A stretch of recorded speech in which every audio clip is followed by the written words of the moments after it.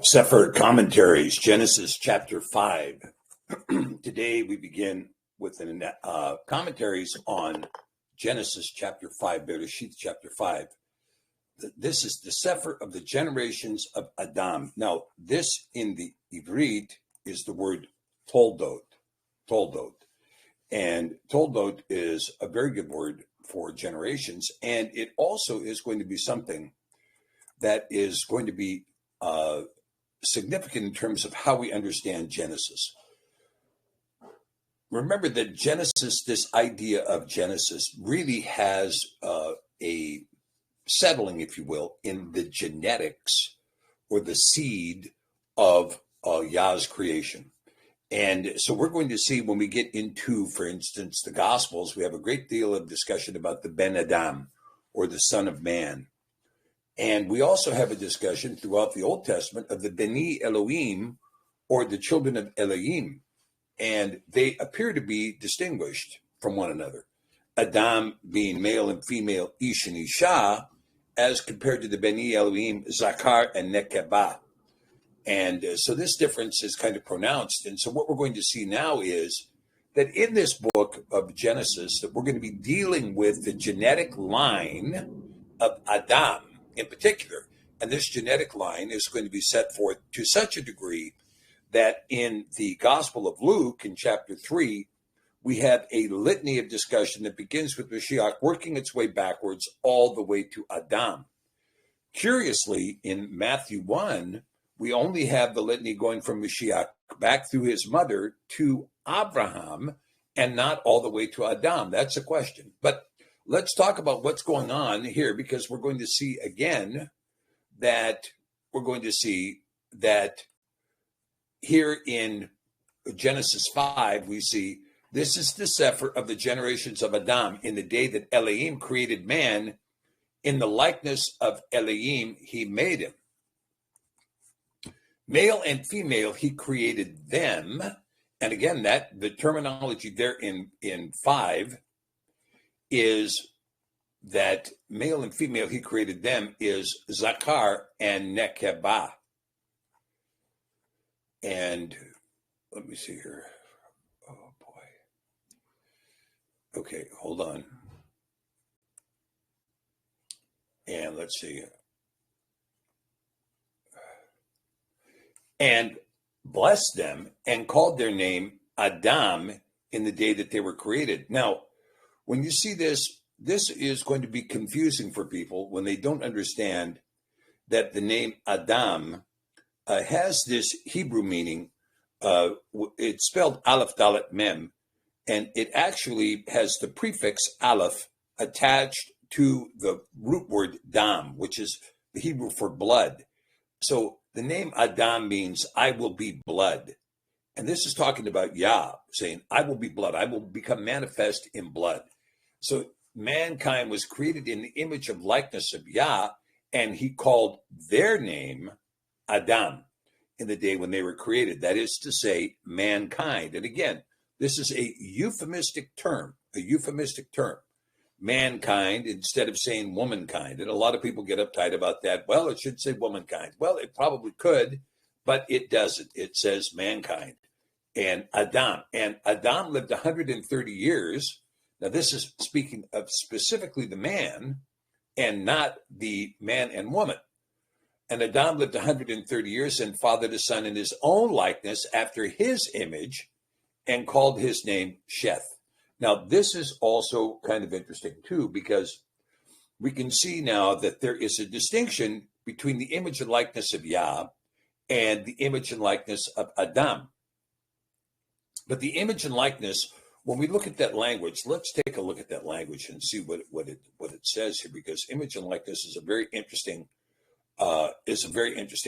idea, right?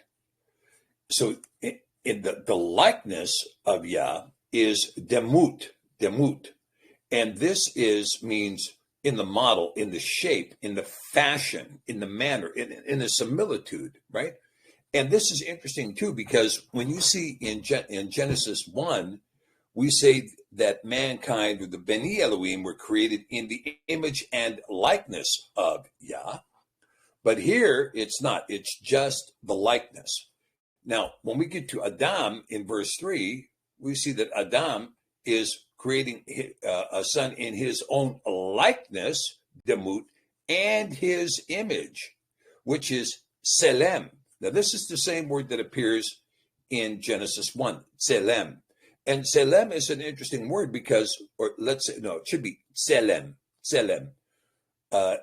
from an unused root meaning to shade. That is to say, a phantom, an illusion, a resemblance, hence a representative figure, especially an idol or an image of the man. Okay, so after his own image, after his own likeness, after his own similitude, but a phantom, if you will, an illusion, a resemblance. Okay, so this is an interesting distinguish between this demut and zelem. We see it in Genesis 1, but we do not see Yah creating Adam in his image and likeness, but rather just in his likeness.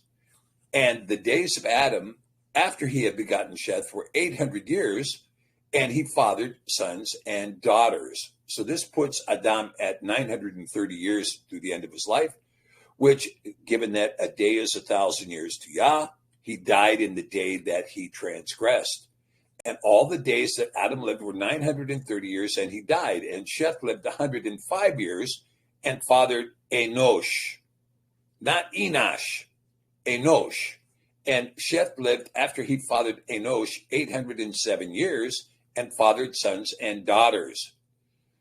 And all the days of Sheth were 912 years, and he died. And again, he died in one day. And Enosh lived 90 years and fathered Canaan. And Enosh lived, after he fathered Canaan, 815 years and fathered sons and daughters. And all the days of Enosh were 905 years, and he died. Now, this fathering of Enosh is going to be detailed a little bit more in the book of Jubilees, and talking about, or not Enosh, but rather his son Canaan. Now, this Canaan is an interesting word because this comes from the word Cain, or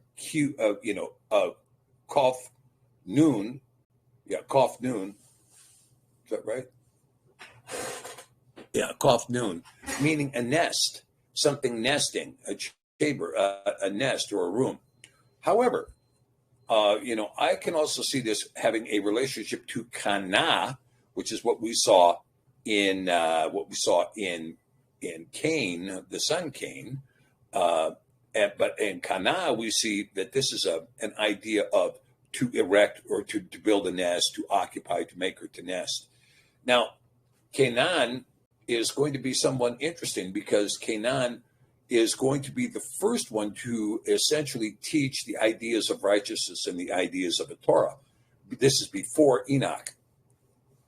And it goes on to say here that Canaan, Enosh lived, after he fathered Canaan, for 815 years and fathered sons and daughters. And all the days of Enosh were 905 years, and he died, again, short of 1,000 years. And Canaan lived 70 years, interestingly enough, and fathered Mahalalel. And Canaan lived, after he fathered Mahalalel, 840 years and fathered sons and daughters. All the days of Canaan were 910 years, and he died. And Mahalalel lived 65 years, an interesting number, and fathered Yered. And Mahalalel lived, after he fathered Yered, 830 years and fathered sons and daughters.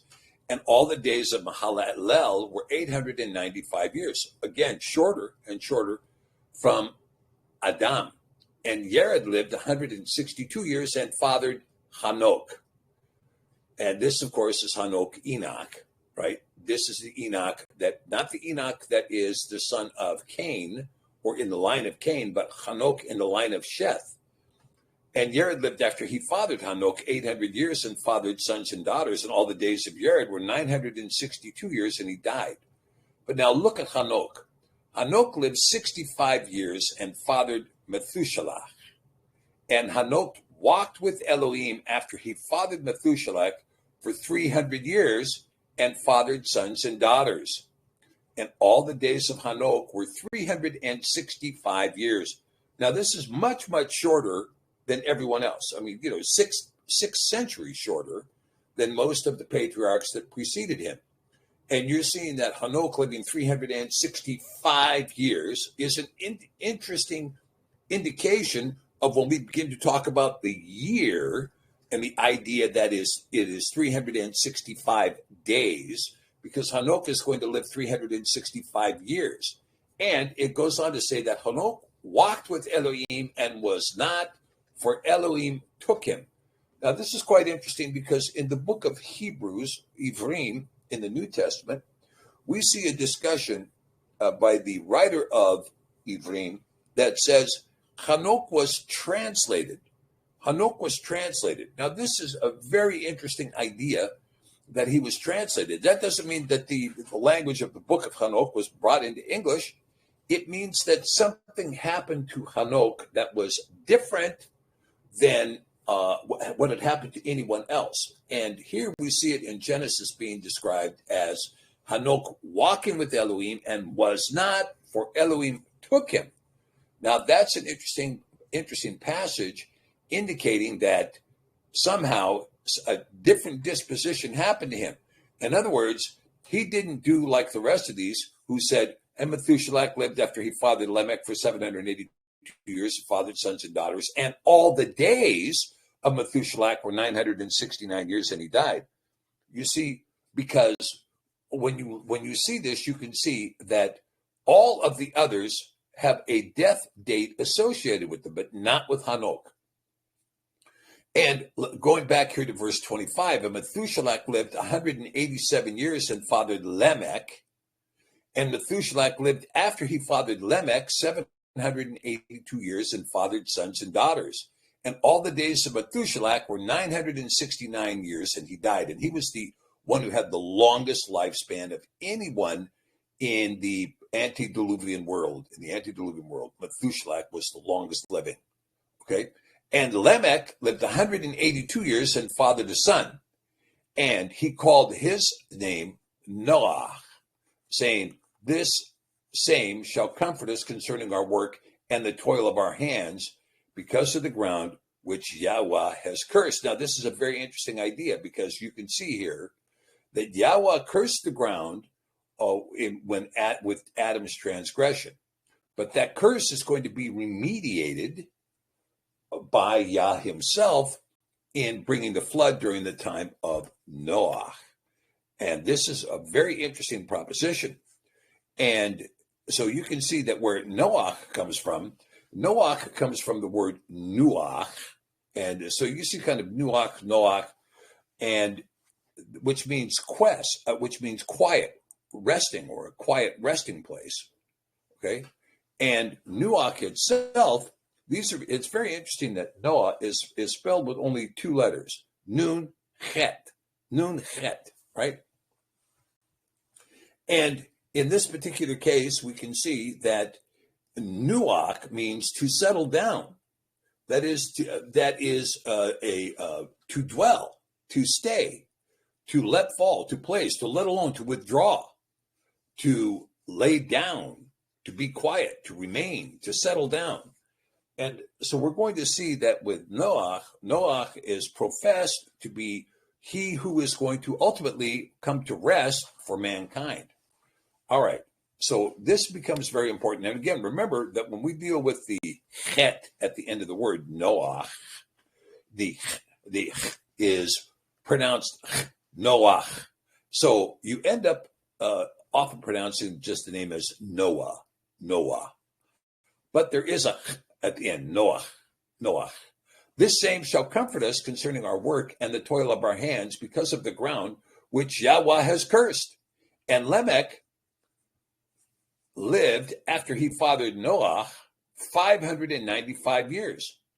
Well, why so few years? And he fathered other sons and daughters, and all the days of Lamech were 777 years, and he died.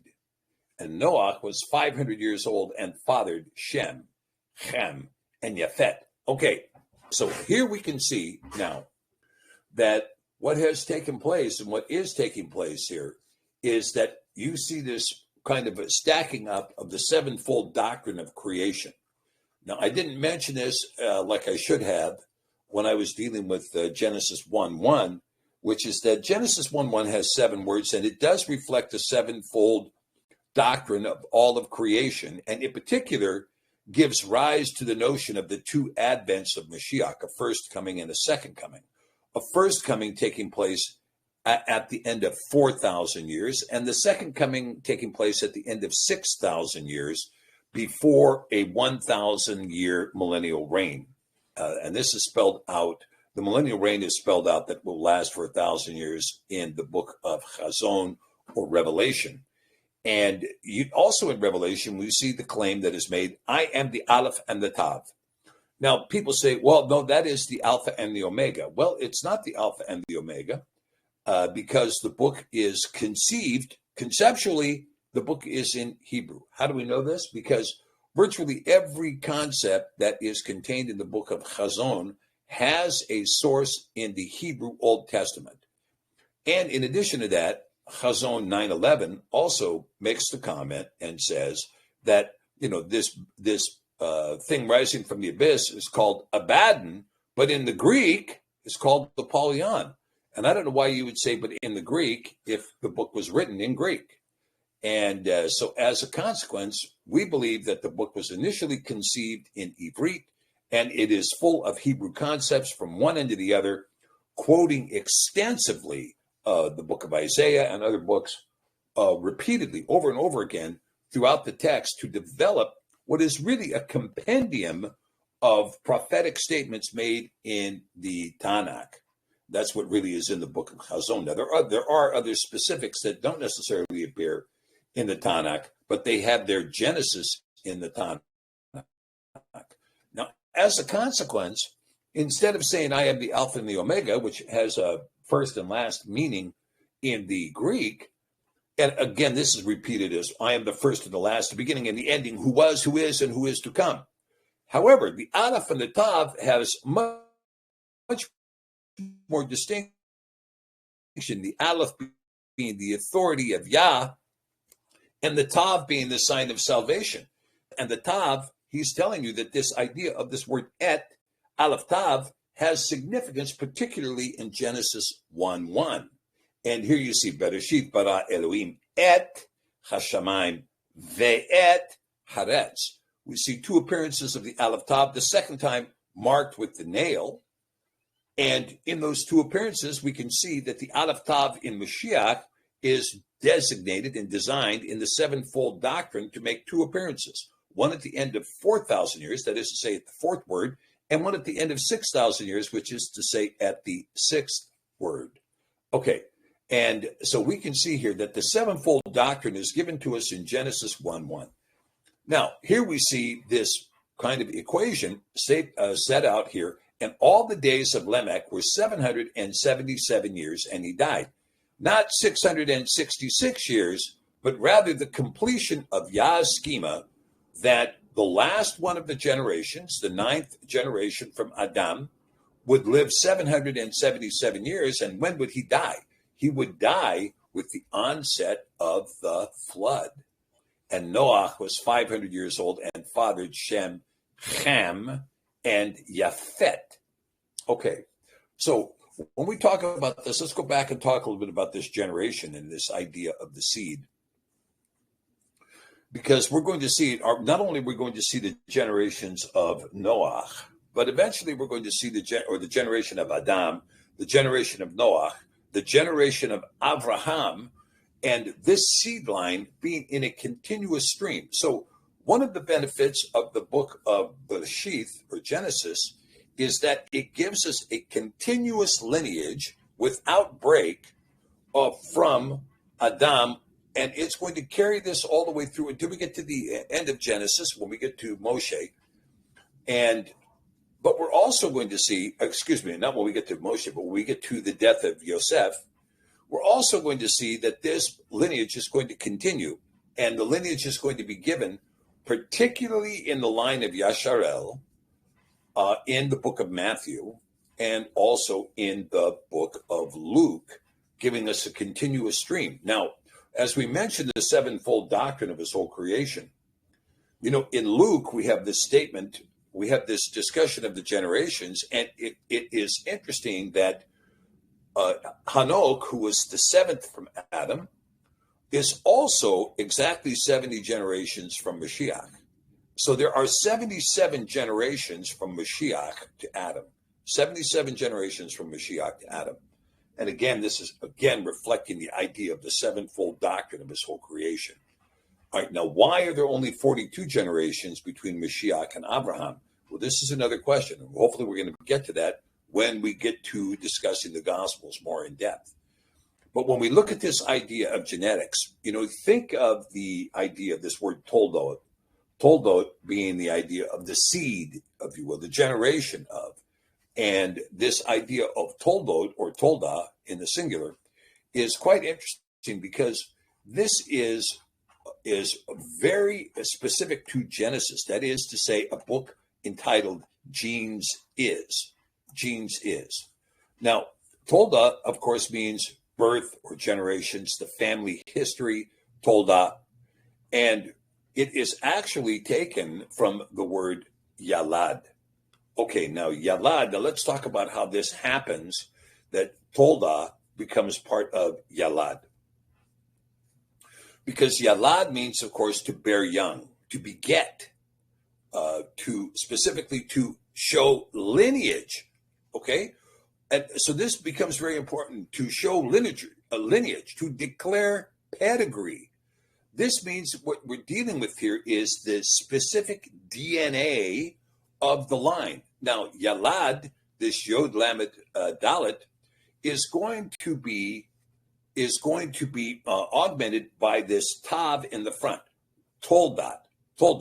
Now, the Tav in the front is a marker that is a prefix meaning you shall. So what we see with Toldat is that you shall beget. You shall declare a pedigree. You shall show lineage. This is something that you shall be done, right?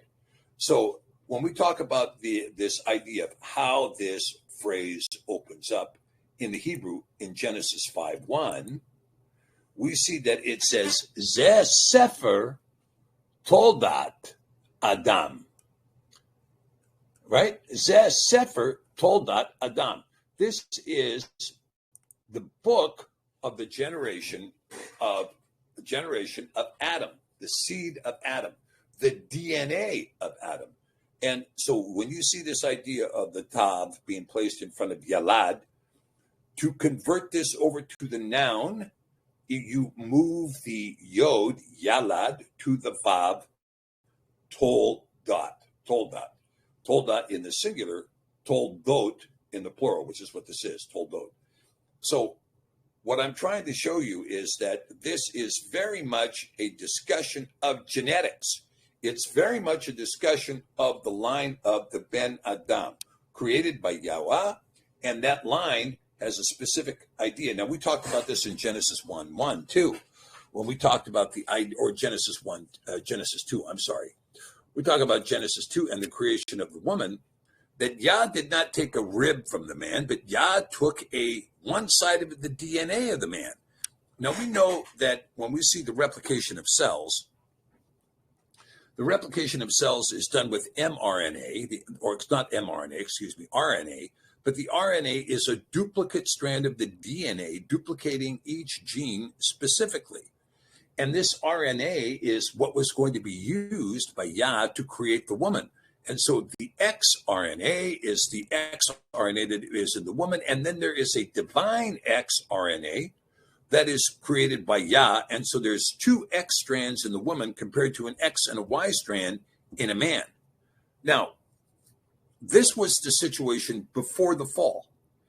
So I'm not quite sure exactly what would happen in terms of the genetic disposition when you get into eating from the Etz Chaim compared to eating from the Etz Da'at Tovira, the knowledge of good and evil. So when you see this genetic compendium that comes together, keep in mind, and we'll talk about this, this is as good a place as any to talk about it, that in 1953, the Watson and Crick study, which found the double helix DNA, this was a discovery that happened in 1953, and also the understanding of the genome, that this is going to revolutionize the understanding of genetics, which ultimately is going to lead us to the days of Noah, where we are today. But in this genetic stream, later on in the mid-90s, this same group of researchers declared that, in fact, the DNA consisted of a descending strand of genes, which were 72,000, and an ascending strand of genes, which were 72,000, yielding a total of 144,000 genes in the double helix DNA. Now, this is very interesting because 144,000 then becomes the number of man. This is going to be very, very important in dealing with this genetic discussion here in the book called Genes Is, or discussing the generation of Noah, the generation of Adam, the generation of Abraham. We're talking about a genetic disposition here, and the genetic disposition is one that is dealing with 144,000 genes, which is the number of man, and we have these two different categorizations, which is the X and Y in the male and the X and X in the female. And the two X's are distinguishable. Very important to recognize these two X's are distinguishable.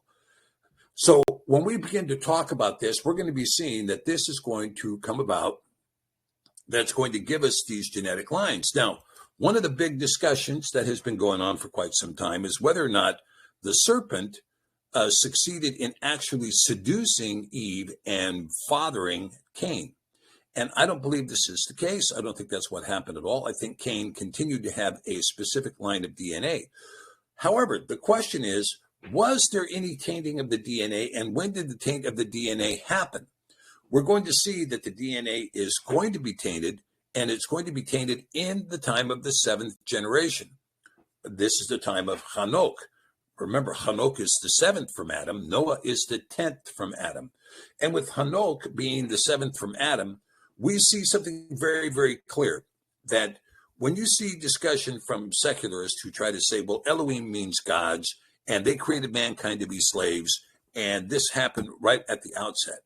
Well, this is not accurate compared to what the scripture talks about, because the scripture is going to tell us that this fall does not take place until the seventh generation in Hanok, that mankind is already established the Ben Adam are already established well on the earth before this incursion takes place. And the incursion takes place not necessarily from the so-called fallen watchers, but rather from the B'nai Elohim. In fact, the B'nai Elohim are going to be specifically identified in Genesis 6:4, Bere'shiyth 6:4, something worthy of discussion, which we're not going to deal with today, but we will deal with this week. So the long and the short of it is that what we're dealing with here primarily in this book of Genesis is a discussion of genetics. We have the history of what's going to happen in this genetic stream, talking about who married who, when they married him, what happened with the birthright, and how the birthright was directly attached to a specific DNA line. Very important. This is why when the book of Jubilees says, and I called Yaakov my firstborn, or the seed of Yaakov, my firstborn child. Whereas Moshe says, I called Yasharel my firstborn son. In the book of Jubilees, I called the seed of Yaakov my firstborn son, because it's talking about a specific DNA lineage. And that's what's happening here. So we can see that this lineage from Sheth, who is going to be the successor to Cain, who was dispossessed, and again, Sheth becomes the Yakid. In his line, we have a direct line from Adam all the way to Noach. And then chapter 5 concludes with, and Noach was 500 years old, and Noach fathered Shem, Ham, and Japhet. This is the generation of Adam through to the 10th generation, and it concludes the generations that are antediluvian in the history of the Ben Adam. The history of the Ben Elohim, on the other hand, not necessarily delineated, and I'm not sure we're going to be able to delineate it as we finish up through Genesis, but we're going to take a look and see what we can find, okay? All right, this concludes our discussion of Genesis chapter 5.